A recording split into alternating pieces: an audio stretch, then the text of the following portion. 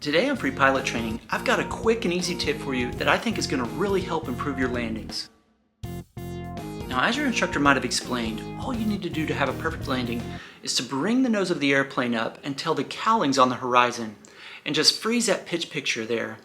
And as the airplane slows down, the airplane will begin to sink and settle onto the runway. But he may not have told you that as the airplane slows down, the nose of the airplane wants to drop. And to find out why, let's take a look at the tail of our aircraft. If you remember from our lesson on weight and balance, the tail of our airplane is essentially an upside down wing back here in the back. And as the airplane builds up airspeed, this upside down wing creates a downward force that balances out our aircraft in flight. Because if you remember, the center of gravity in an airplane is in front of the center of lift. So the airplane is technically not balanced until you build up enough airspeed to balance it out. This means that as we build up airspeed, the tail back here creates more downforce. And that's why we're constantly having to trim our airplane to neutralize these forces. But anyway, this is important because it also applies to us when we're landing as well. Because as our airplane slows down, our tail is creating less downforce, which means we need to pull back more and more as we slow down to keep the same attitude. Now, if you remember, the amount of lift that our wings produce is directly related to our airspeed.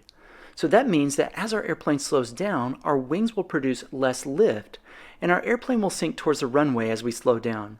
But if this truly is an upside down wing back here, I would argue that the downforce that the tail produces decreases at the same rate as the airplane sinks towards the runway, because both of these wings are getting about the same amount of relative wind. And that means that these should lose lift at the same rate. And I truly believe that this means that the nose drops roughly the same rate that the airplane sinks. And because of this, if you pull back on the yoke the exact speed that the airplane is sinking towards the runway, you'll be able to keep that nose frozen on the horizon. So the tip I have for you today is that instead of allowing the nose to drop down, pull back on the yoke at the same exact rate that the aircraft is sinking towards the ground.